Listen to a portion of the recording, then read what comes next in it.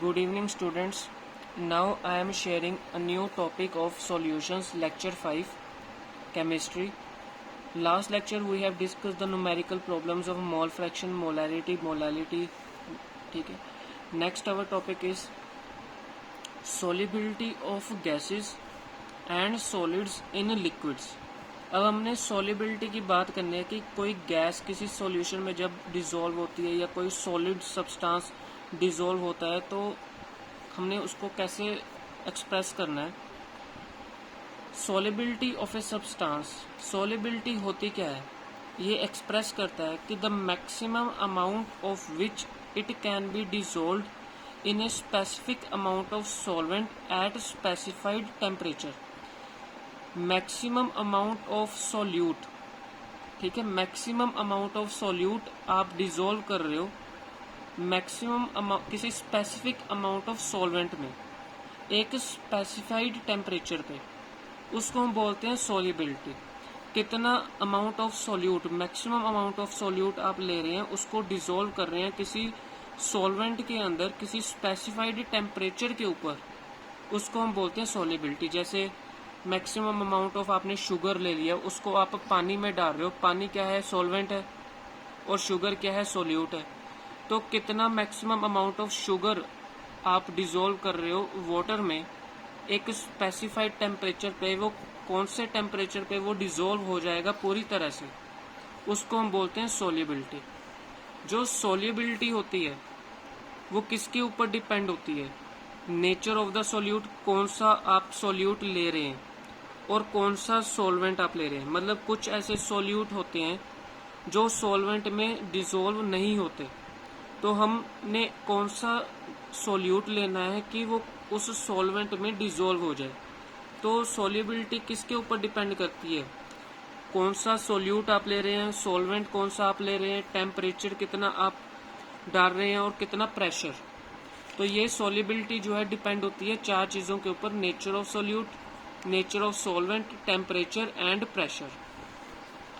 Next हमारे पास है solubility of solids in liquids. अब हमारे पास है solubility of solids in liquid. जैसे कि एक सॉलिड सब्सटेंस है जिसे हम सोल्यूट कहते हैं, उसको जब हम ऐड करेंगे सॉल्वेंट के अंदर और जब सोल्यूट डिसॉल्व हो जाएगा, जो सोल्यूट के पार्टिकल्स होंगे वो कहाँ पे जाएंगे, सॉल्वेंट के अंदर जाके उन जो सॉल्वेंट के पार्टिकल्स होते हैं उनके गैप में फिल हो जाते हैं.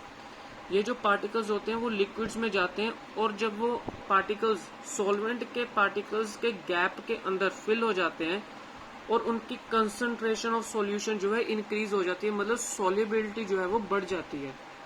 उस प्रोसेस को हम बोलते हैं डिससॉल्यूशन.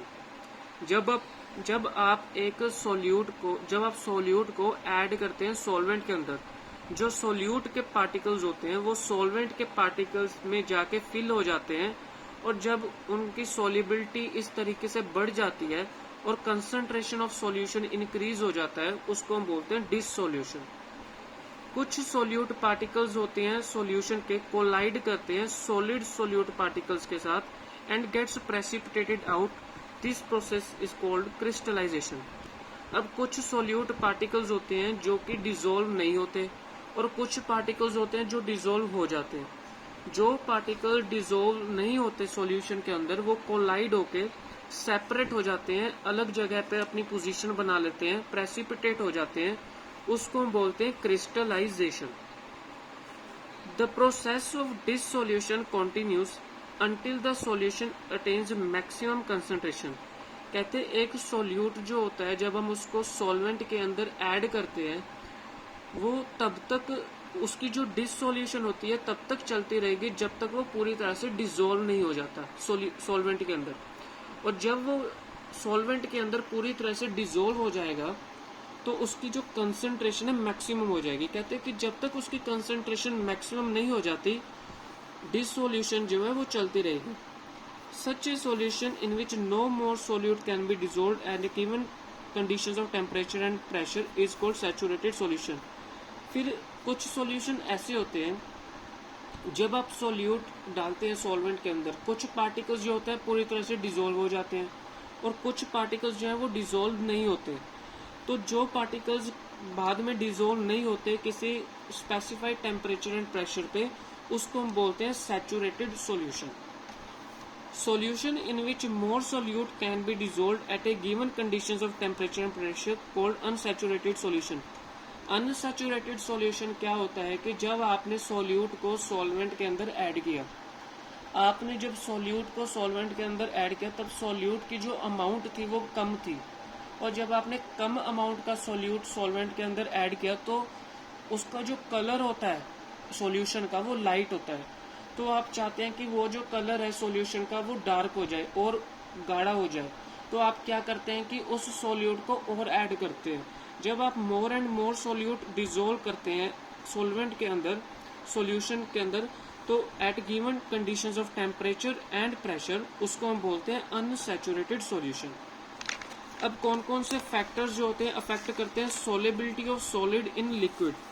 फर्स्ट आता है नेचर ऑफ सॉल्यूट क्या है और नेचर ऑफ सॉल्वेंट. फिर आता है temperature and pressure. Nature of solute and solvent क्या होता है.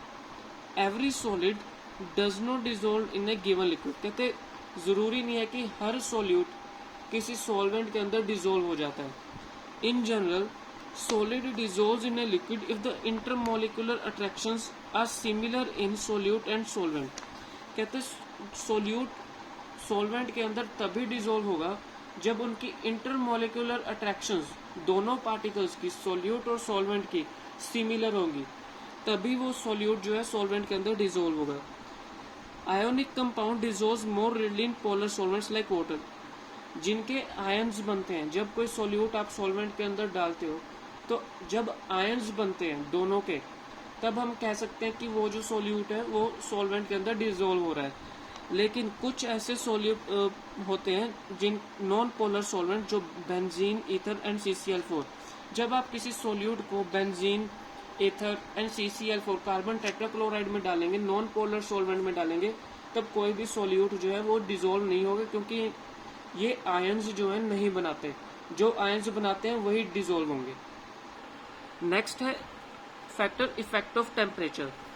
सॉल्युबिलिटी में increase on decrease with increase in temperature. कहते हैं जो सॉल्युबिलिटी है वो इंक्रीज भी हो सकती है, डिक्रीज भी हो सकती है, वो डिपेंड करता है टेम्परेचर के ऊपर.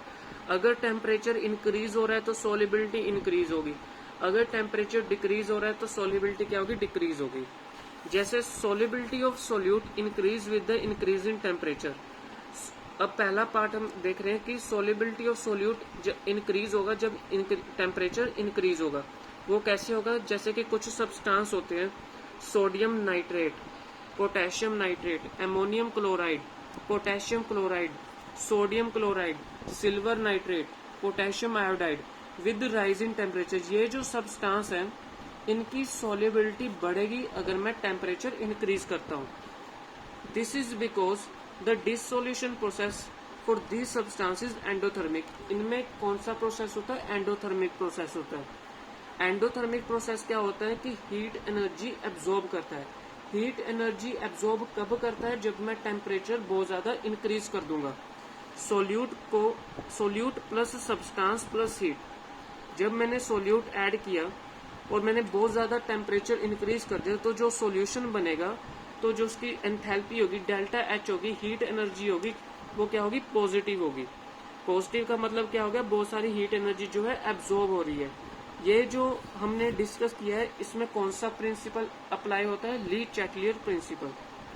सोल्युबिलिटी ऑफ सॉलिड्स डिक्रीज होगी with the increase in temperature. इसमें कौन कौन से सब्सटेंस हो गए, लिथियम सल्फेट, सीजियम सल्फेट. ये सब्सटेंस डिक्रीज होते हैं जब मैं टेम्परेचर इंक्रीज करता हूँ. इनकी डिसोल्यूशन सब्सटेंस में क्या होता है, एक्सोथर्मिक प्रोसेस होता है. एक्सोथर्मिक प्रोसेस कब लगता है, जब हीट एनर्जी रिलीज होती है. सोल्यूट प्लस सॉल्वेंट और जो सॉल्यूशन बनेगा तो बहुत सारी हीट एनर्जी जो है रिलीज होगी. इसमें जो डेल्टा H होगा सॉल्यूशन का वो होगा negative, because it is exothermic process. कुछ सॉल्युबिलिटी होती है जो इरेगुलर बिहेवियर शो करते हैं टेम्परेचर के इंक्रीज करने से. वो कैसे, अब कुछ सब्सटेंस होते हैं जैसे कि सोडियम सल्फेट. जब आप टेम्परेचर इंक्रीज करते हो तो इसकी सॉल्युबिलिटी पहले बहुत ज्यादा बढ़ जाती है, बहुत तेजी के साथ ये डिसॉल्व होता है.